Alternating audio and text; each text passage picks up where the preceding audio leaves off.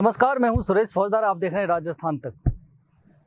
सदन चल रहा है विधानसभा का और कांग्रेस के दो व्यक्ति गोविंद सिंह डोटासरा और टीकाराम जूली ने पूरे सदन को गरमा रखा है। पूरे सत्ता पक्ष पर दो व्यक्ति भारी पड़ रहे हैं। बजट सत्र आया, बजट में जो भी दावे वादे सरकार ने किए, टीकाराम जूली गोविंद सिंह डोटासरा ने नकार दिया, डिटेल वाइज बता दिया बजट किसी लायक का नहीं है। लेकिन सरकार का दावा है कि ये बजट अद्वितीय है, विकास की राह पकड़ेगा।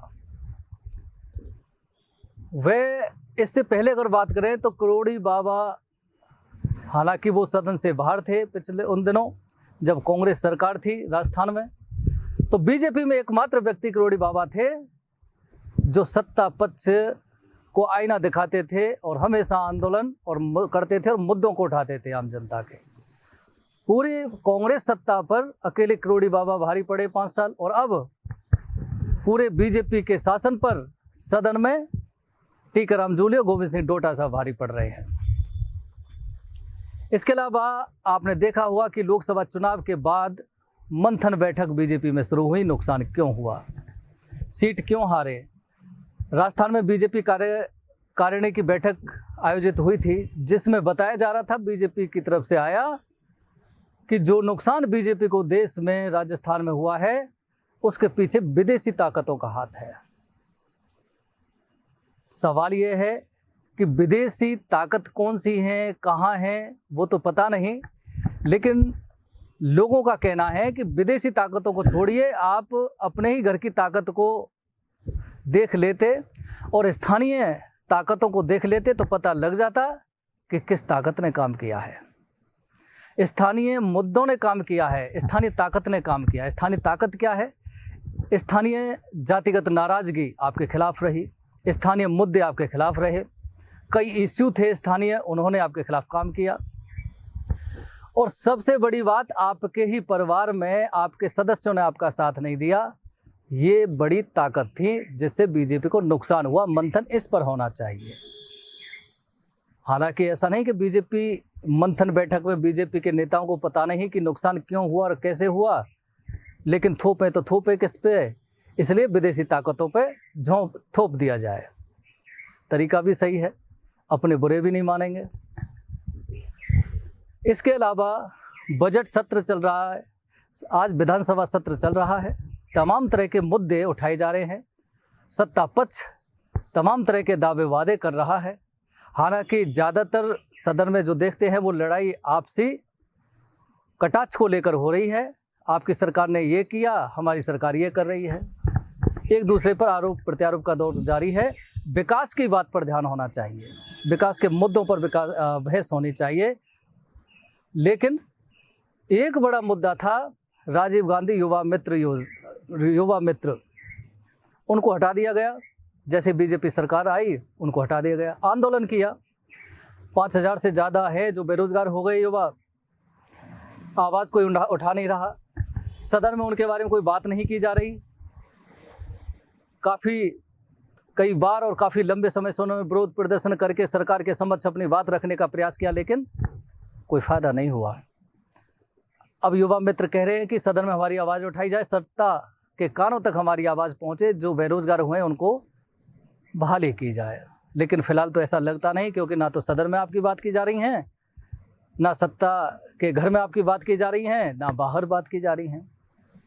इसलिए हो भी सकता है, लेकिन फिलहाल मायूसी का सामना ही करना पड़ रहा है। खास बात यह है कि आरोप प्रत्यारोप का दौर तो जारी रहता है। पार्टी कोई हो, एक सत्ता पक्ष के खिलाफ विरोधी पक्ष के खिलाफ सत्ता, ये सब चलता रहता है। मदन दिलावर जो काफ़ी समय से ज़्यादा ही चर्चाओं में हैं राजस्थान में, भाजपा सरकार के शिक्षा मंत्री हैं, पहले बयान आदिवासियों पर दे दिया, बैकफुट पर आना पड़ा। हाल ही में जोधपुर में प्रेस कॉन्फ्रेंस कर रहे थे, फिर एक और बयान दे दिया। कह रहे हैं कि देशद्रोही पार्टी है कांग्रेस, और आम जनता से अपील की है, हिंदुओं से अपील की है कि हिंदुओं, अगर आप लोगों में थोड़ी सी भी इंसानियत है तो कांग्रेस जैसी देशद्रोही पार्टी से नाता तोड़ दीजिए।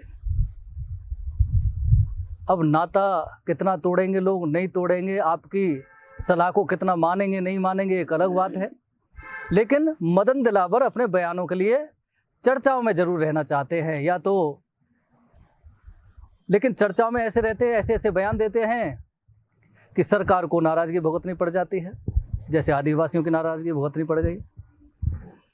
एक जो बड़ा मसला चल रहा है, युवा राजीव गांधी युवा मित्रों के अलावा छात्र संघ चुनाव होने चाहिए।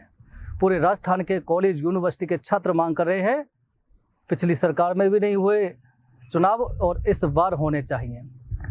विरोध प्रदर्शन कर रहे हैं, छात्र टंकियों पर चढ़ रहे हैं, जैसा भी रूप प्रदर्शन का होता है वो कर रहे हैं, लेकिन क्या वास्तव में ही छात्र संगठनों के चुनाव होंगे ये तो पता नहीं, लेकिन छात्र अड़े हुए हैं। जब छात्रों की मांग है चुनाव कराने की तो फिर बयानबाजी भी शुरू हो जाती है। पूर्व मुख्यमंत्री अशोक गहलोत का बयान मजबूरी थी, हम तो इसलिए नहीं करा पाए, लेकिन अब मांग कर रहे हैं सरकार से, बीजेपी से, कि छात्र संगठनों के चुनाव होने चाहिए। बीजेपी कांग्रेस जब शासन था, कांग्रेस नहीं करा पाई छात्र संगठनों के चुनाव, क्योंकि कांग्रेस को लगता था कि चुनाव कराएंगे तो हार जाएंगे, और विधानसभा चुनाव आने वाले हैं, नकारात्मक माहौल होगा, पार्टी हारी तो उसका इम्पैक्ट विधानसभा चुनाव पर पड़ेगा। लगता है जो छात्र बता रहे हैं कि बीजेपी सरकार को भी ऐसा ही लग रहा है, अगर चुनाव कराए तो ऐसा ना हो छात्र संगठनों के चुनाव में बीजेपी संगठन हार जाए, जिसका प्रभाव ज़्यादा गलत पड़ेगा, क्योंकि लोकसभा चुनाव हारी गए, लोकसभा में काफ़ी नुकसान हुआ है। अब पार्टियों की अपनी अपनी पॉलिसी होती है, जैसे कांग्रेस की पॉलिसी थी वही उसी पॉलिसी पर अगर बीजेपी चल रही है तब तो छात्र संगठनों का चुनाव होना मुश्किल है। अगर सही पॉलिसी है, छात्रों ये सरकार चाहती है कि छात्रों संगठनों के चुनाव हों, तब तो हो जाएंगे। ये सब कुछ चल रहा है। इसके अलावा हाल ही में 7 राज्यों की 13 सीटों पर उपचुनाव हुआ था।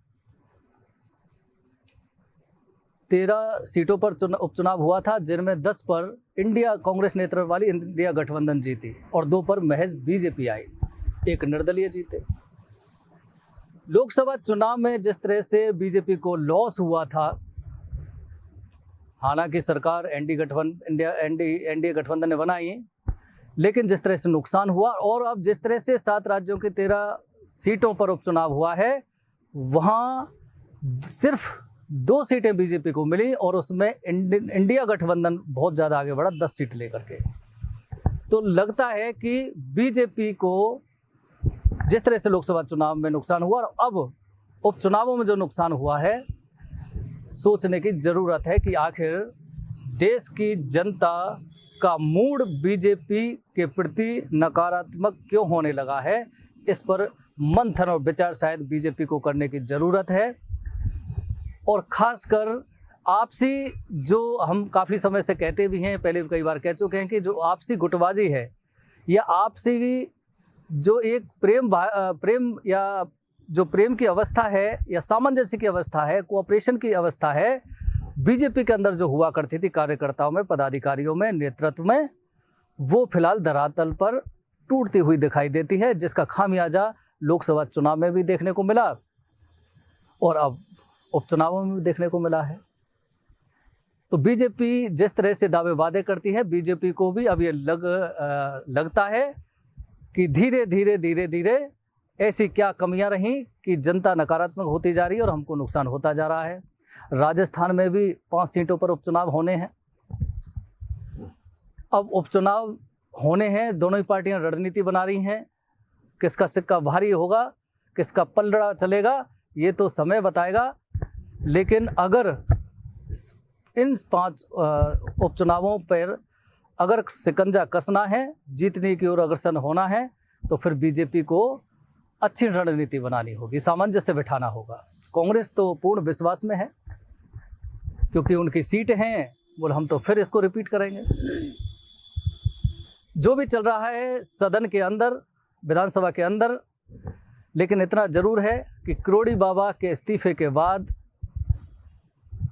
और बजट सत्र में विधानसभा नहीं जाने को लेकर तमाम तरह के कयास गलियारों में लगाए जा रहे हैं। राजनीतिक गलियारों में तमाम तरह की चर्चाएं कई प्रकार की होती हैं।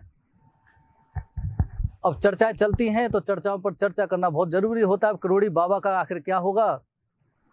कांग्रेस भी ये टारगेट कर चुकी है कि इतनी मेहनत करने वाले व्यक्ति को इस्तीफा देना पड़ा, बीजेपी उनको पूछती नहीं। अब करोड़ी बाबा का भविष्य क्या होगा, राजनीतिक भविष्य क्या होगा, उनका स्टैंड क्या होगा, बीजेपी क्या उनको मना पाएगी, फिर से मुख्य धारा में, सत्ता की मुख्य धारा में जोड़ पाएगी या नहीं जोड़ पाएगी, वो तो समय बताएगा। लेकिन इतना जरूर है कि कुछ लोग जो राजनीतिक जानकार हैं वो ये कहते हैं कि भजनलाल के मुख्यमंत्री ये कोई बीजेपी के कार्यकर्ता पदाधिकारी नहीं सोच सकते थे कि भजनलाल भी मुख्यमंत्री बन जाएंगे, लेकिन किस्मत है, उनकी मेहनत थी, वो बन गए।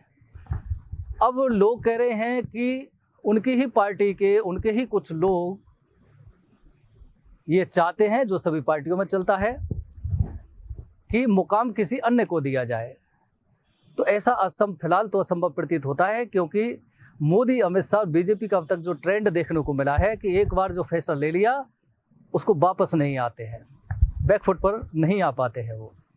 अब फैसला भजनलाल को मुख्यमंत्री भी बनाने का फैसला अमित शाह और मोदी और नड्डा का था, तो वो तो बदलने से रहा। इसलिए जो राजनीतिक जानकार हैं वो कह रहे हैं कि भजनलाल शर्मा ही 5 साल लगातार मुख्यमंत्री रहेंगे। बजट में जिस तरह से घोषणाएं की हैं और विकास की बात कही है, जयपुर में जिस तरह से जयपुर का डेवलपमेंट के लिए बजट घोषित किया है, वो बहुत प्रशंसनीय और सराहनीय है। इसके अलावा पूरे राजस्थान में चाहे सड़क हो, बिजली हो, पानी हो, सभी पे, रोजगार हो, शिक्षा हो, कानून हो, सभी पर बात की गई है। लेकिन एक सबसे बड़ा सवाल यह है कि राजस्थान क्षेत्रफल में देश का सबसे बड़ा राज्य है और यहाँ जमीन ही जमीन है, खेत ही खेत पड़े हुए बंजर खेत हैं। यहाँ सिर्फ पानी की कमी है। अगर पानी राजस्थान में पैदा हो जाए, पानी यहाँ माइनर द्वारा, रिवर कैनाल द्वारा अगर राजस्थान में पानी प्रोवाइड करा दिया जाए भरपूर मात्रा में, तो मुझे लगता है कि देश का एक बहुत बड़ा हिस्सा जो राजस्थान में खाली पड़े हैं, खेत बंजर पड़े हैं, इनमें कृषि हो सकती है, रोजगार मिल सकता है, पशुपालन मिल सकता है इससे। तो बीजेपी सरकार जो 10 वर्ष से रही और अब तीसरी बार आई, एक चीज़ तो जरूर है, जिससे अटल बिहारी वाजपेयी की जो रिवर लिंक प्रोजेक्ट था वो अगर पास हो जाता तो लोग कहते हैं कि राजस्थान को विशेष फायदा होता है। जो पानी की किल्लत राजस्थान में रहती है और जहाँ बाढ़ रहती है वह बाढ़ से किल्लत होती है, और जहाँ सूखा की चपेट में रहता है वहाँ पानी प्रोवाइड हो जाता। लेकिन 10 वर्षों में बीजेपी सरकार ने काम चाहे किसी भी स्तर पर किए हों, लेकिन राजस्थान में पानी पर्याप्त मात्रा में प्रोवाइड कराने में बीजेपी सरकार 10 वर्षों में विफल साबित रही है। टारगेट अब हालांकि दावा किया जा रहा है एमओयू हो गया ईआरसीपी का, लेकिन सवाल ईआरसीपी से ही नहीं है। ईआरसीपी पूर्वी राजस्थान को प्रोवाइड आप पानी करा सकते हो, लेकिन कितना करा सकते हो, कितनी मात्रा में करा सकते हो, कितना लैंड को आप एग्रीकल्चर इरिगेट कर सकते हो, वो एक बड़ा विषय है। लेकिन सवाल है, राजस्थान की सबसे ज़्यादा भूमि बंजर पड़ी रहती है, रेतीली है, वहाँ उद्यान लगाए जा सकते हैं, फल की खेती की जा सकती है, एग्रीकल्चर की जा सकती है, कृषि तमाम तरह की फसलें उगाई जा सकती हैं, लेकिन पानी के बगैर सब सूना है। पानी पर सरकार को काम करना चाहिए था 10 वर्षों में, और राजस्थान में, और राजस्थान की इतनी बड़ी भूमि जो बंजर पड़ी हुई, इस पर अगर पानी प्रोवाइड हो और कृषि पैदा हो जाए तो मुझे लगता है ये देश के लिए भी बहुत अच्छा साबित होगा। लेकिन फिलहाल आपसी सत्ता में आने के बाद एक दूसरे पर आरोप प्रत्यारोप के दौर जिस तरह से लोकसभा के बाद विधानसभा में देखने को मिल रहे हैं, लगता है कि इन्हीं आपसी कटाक्ष में एक दूसरे पर समय बिता देंगे तो फिर विकास कैसे होगा? विकास होगा, ज़रूरत है पानी की राजस्थान को, और पानी कैसे मिले उस पर बात होनी चाहिए, उस पर बहस होनी चाहिए, लोकसभा हो चाहे विधानसभा हो, इन सभी पर होना चाहिए, जिससे राजस्थान का अगर विकास करना है तो पानी के बगैर राजस्थान का विकास नहीं हो सकता। चाहे आप रोड बना लीजिए, सड़क बना लीजिए, लेकिन जब तक पानी नहीं तब तक विकास नहीं होगा। खैर, ये सब कुछ चल रहा है, सबकी अपनी अपनी मांगे हैं, छात्रों की अपनी मांगे हैं, बेरोजगार युवा मित्रों की अपनी मांगे हैं। बीजेपी क्यों हारी? विदेशी ताकतों पर वो निशाना साध रहे हैं। कांग्रेस का कहना है कुछ नहीं है, बजट कुछ नहीं है। बजट ना तो मुख्यमंत्री की तरफ से है, ना वित्त मंत्री की तरफ से, ना मंत्रियों विधायकों की तरफ से है। बजट तो ऊपर से चिट्ठी आई है, पढ़ दिया गया है। खैर जो भी हो, बजट है तो बजट पर बात होनी चाहिए। बजट में जो घोषणाएं हुई हैं उनका इम्प्लीमेंट धरातल पर होना चाहिए। कब तक होगा, कैसे पूरा होगा, वो एक अलग विषय है। लेकिन इतना जरूर है कि फिलहाल सदन में सत्ता पक्ष पर कांग्रेस के टीकाराम और गोविंद सिंह डोटासरा भारी पड़ रहे हैं, और जो भी मुद्दे और दावे वादे बीजेपी सरकार कर रही है सभी पर तुरंत प्रभाव से रिएक्ट कर रहे हैं। लेकिन जो मांगे हैं किसानों की, गरीबों की, दलितों की, छात्रों की, बेरोजगारों की, उस पर भी बहस सदन में होनी चाहिए। अगर उस पर बहस होगी तभी तो इन लोगों की समस्याओं का समाधान होगा, और उसी को सही मायने में विकास कहा जाता है।